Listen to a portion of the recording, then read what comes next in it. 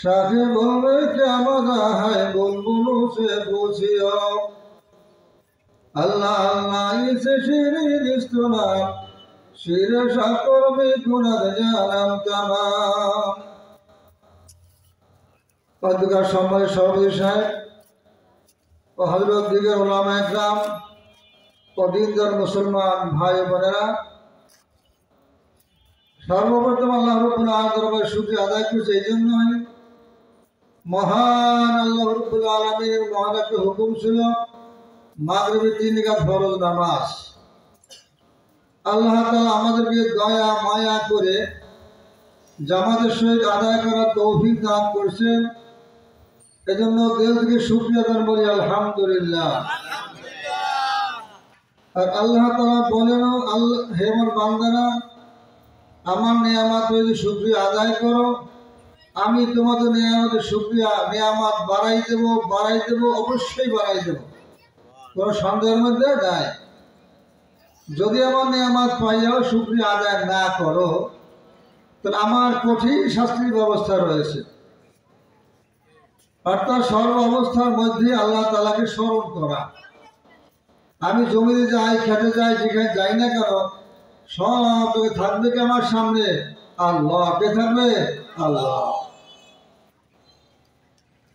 বিশেষ করে প্রত্যেক নামাজের পরে ছোট ছোট আমল থাকে বিশেষ করে মাগরিব এবং ফজরের জন্য গুরুত্ব বেশি দেওয়া হয়েছে অল্প অল্প আমল কিন্তু এর দাম বড় বেশি আল্লাহ তাআলার কাছে আল্লাহ তাআলা শেষ জামানার উম্মতের বয়স বেশি কম বয়স কি দিছে কম দিছে কিন্তু তাদের নেকি করার সুযোগ আল্লাহ তাআলা বেশি বাড়াই দিয়েছে যারা 1000-1200 বছর বাঁচছে তাদের চাইতো এই শেষ উম্মতের জন্য কোন কোন উম্মতেরা তার চেয়ে অনেক বেশি নেকি কামাই করবে এটা শেষ জামানার উম্মতের জন্য আল্লাহ তাআলা দান করছেন কিন্তু আল্লাহ তাআলা যত দান করছেন আমরা বুঝি না আর বোঝার চেষ্টাও করি না আর পরকালে যে আমার যাইতে হবে এটা আমরা অনেকে ভাবিও না জবানে স্বীকার করি একটা সময় ছিলাম না এখন আছি একটা সময় থাকবো না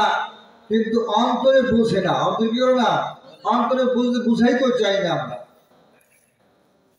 যদি আমার অন্তরে বুঝাইতে পারতাম এই কথা পুরো বুঝতো আমার অন্তরে তাহলে এই দুনিয়া থাকা যাবে না থাকার জায়গাও না আমার পরকালে যাইতে হবে আল্লাহ তাআলার সামনে জবাবদিহি করতেই হবে এইটা আমার মনে বুঝাইতে অনেকেই আমরা পারি না যেমন মাগরিবের নামাজের পরে একটা আমল আছে যদি কোনো ব্যক্তি আল্লাহুম্মা আজিনা মিনান নারি দোয়াটা আমরা 7 বার কয়বার বলি ভাই 7 বার তো অনেক লম্বা সময় যায় কি বলে তো ওই দিন যদি সকালে পরে মাগরিব আগ পর্যন্ত যদি ওই লোকটা মারা যায় আল্লাহ তাআলা তার 7টা দুজকের দরজাকে আল্লাহ বন্ধ করে দেবেন এটা হলো আল্লাহ কামাই সুযোগ দিয়েছে কিন্তু আমরা অনেকে নামাজও পড়ি না আর আমল তো দূরের কথা আমলের কথা মনেও থাকে না আমাদের নাকি বলে আমাদের বাপ দাদা তাদের ঘরতে চলে গেছে এদের জন্য দোয়া করবে দোয়া সুযোগ আমার অনেকেরই হয় না কারণ আমি তো নিজেই নামাজ পড়ি না কি বলেন আমি হালাল ভাবে চলি না যাতে আমরা নামাজ পড়তে পারি হালাল ভাবে চলতে পারি এই জন্যই সারা দুনিয়ার উলামায়ে কেরাম যারা নায়েবে রাসূল রয়েছেন বর্তমানে এরা প্রত্যেক বান্দা প্রত্যেক নবীর উম্মতের কানে কানে দাঁড়ে দাঁড়ে যাইয়া এই কথা বোঝানোর চেষ্টা করতেছে যেভাবে নবীরা আগেকাল বুঝাইছিল সমস্ত নবীদের আল্লাহ তাআলা পাঠাইছেন যে আমার বান্দা আমার চিনতে চাবে না চিনবে না আর তোমাদেরকে আমি খলিফা হিসেবে পাঠাইলাম আমার পক্ষ থেকে যে তুমি আমি আল্লাহর এক এটা আমার প্রত্যেক বান্দা স্বীকার করে তাদের কানে কানে যে দাঁড়ে পৌঁছাই দেবা তুমি আর বর্তমানে আমরা ওয়াজ তো শুনতে পারি ভাইলে কি বলে হাটে পথে গাড়ি সব জায়গায় ওয়াজ আছে কি আছে ওয়াজ আছে নাকি বলে ওয়াজ আছে কিন্তু আমাদের আমলের অভাব হিসাবে ভাই আমলের অভাব আমরা সারাদিন আলোচনা করলাম বা একটা অঙ্ক করলাম লক্ষ লক্ষ টাকা কিন্তু টাকা আমার হাতে নাই টাকা কি নাই হাতে নাই এতে আমার লাভ হবে কি বলেন শুধু অঙ্ক কষাই হবে কিন্তু আসল লাভ আপনার আমার কাছে আসবে না এই জন্য আল্লাহ নবী প্রত্যেকটা আমল সাহাবাদেরকে ধৈর্য ধরে শিক্ষাছে, এই আমলটা তুমি করো, এই আমলটা এইভাবে করবে। আর নবীরা যেভাবে আমল করছেন, সাহাবারা যেভাবে আমল শিখছেন, করাইছেন, করছেন, তেমনি ভাবে আমাদের প্রত্যেকটা আমল আমরা ওইভাবে করতে পারি, তাহলে আমাদের হাসর নাসর নবীর সঙ্গে হবে, সাহাবাদের সঙ্গে হবে। আর একটা হিসাব, আমি একটা কথা বল সংক্ষেপ বোঝার চেষ্টা করবেন। বর্তমানে সারা দুনিয়ায় কত মানুষ আছে বলতে পারে? 8 থেকে মনে হয় 850 কোটি, সঠিক হিসাব নাই। 8 থেকে 850 কোটি মানুষ এই যে আদম শুমারিতে যে আমরা দেখতে পাই বা আছে, এটা বাইরেই কোথায় এত মানুষ এই দুনিয়ার মধ্যে আছে। এছাড়া আল্লাহ জগৎ কোথায় আছে সব তো জানি না, জানি কি বলে জানি না। যেটা আদম শুমারিতে পাওয়া যায় 8 থেকে 850 কোটি মানুষ এই দুনিয়ায় বসবাস করে। আর আমরা সব আদমের সন্তান। কার সন্তান? আদমের সন্তান। আমাদের রক্তের গ্রুপের মধ্যে মিল আছে, চেহারা মিল আছে, কথা মিল আছে, চক্ষু মিল আছে, রস দেখা যায়। ভাষায় কিছু ব্যবধান, ভাষায় কি ব্যবধান। আমরা এক বরিশাল জেলার মধ্যে বহু ভাষা আছে, কি বলে? যেমন আমরা বলি আমাদের বাড়ি আয়, আবার একটু দক্ষিণ বল বগু বাড়ি আয়, ঠিক আছে, বগু বাড়ি আয় বলবো কি বলেন? আছে না? আর সিটাকে যাবেন হে বাবা বুঝবেন না, অনেকে যাবেন সিলেট অনেক বুঝবেন না, আছে না কি বলে? ভাষার ব্যবধান আছে, কিন্তু আমরা মানুষ সব এক। এই কথা আমরা বুঝছি না সবাই, কি বলেন? কিন্তু এর মধ্যে একটা কথা হলো, আমরা এত বিভক্ত হইলাম কি দিয়ে, ভাগ হইলাম কি দিয়ে?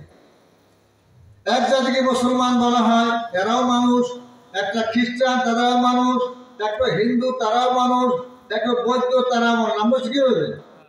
ধর্মের কারণে আমরা বিভক্ত হয়ে গেছি। কিসের কারণে ভাই? ধর্মের কারণে। আমি যে ইসলাম ধর্ম গ্রহণকে মুসলমান হইলাম, সেই ইসলাম ধর্ম আমার মধ্যে না থাকে, তা আমি ভাগ হইলাম কি? কথা বুঝেন না ভাই? খ্রিস্টান যদি খ্রিস্টান ধর্ম পালন না করে, তা খ্রিস্টান নিয়ে তার আলাদা হওয়ার লাভ কি? হিন্দু যদি হিন্দু ধর্মে পালন না করে, তা তো হিন্দু দাবি করতে পারে, পারে কি বলে? আজকে মুসলমান জাতি যখন আমরা ইসলাম নিয়ে আমরা মুসলমান জাতি স্বীকার করলাম, আমার ধর্ম ইসলাম, ওই ইসলাম, সেই ইসলাম যে আমার মধ্যে না থাকে, তো আমি দাবি করবো কিভাবে? কথা বুঝে আসছে নাকি বলেন ভাই? ইসলাম ধর্ম আমার মধ্যে না থাকে, তো আমি মুসলমান দাবি আমি করলাম কিভাবে? কথা বোঝেন নাই ভাই? তো বুঝে যায় এই কথায়, মুসলমান হইতে হলে আমার কথা সত্য প্রমাণ করতে হলে ইসলামের সমস্ত কথাগুলো আমার জীবনের মধ্যে বাস্তবায়ন করতে হবে। যদি আমার মধ্যে সেই ইসলাম ধর্মের কাজ না থাকে, তাহলে ইসলামে মুসলমান দাবি করতে পারে না। আর যেই কাজটা অন্য জাতির সাথে মিলবে, ওদের সাথে আমার যোগ দেওয়া উচিত। কথা বুঝে আসছে ভাই? আল্লাহ তাআলা এই জন্য বলেন, ইয়া আইয়ুহাল্লাযীনা আমানু দুখুলু ফিস-সিলমি কাফা। আল্লাহ তাআলা বলেন, হে আমার মুমিন বান্দারা, ইসলামে তোমরা পরিপূর্ণভাবে দাখিল হও। কথা বলেন নাই ভাই?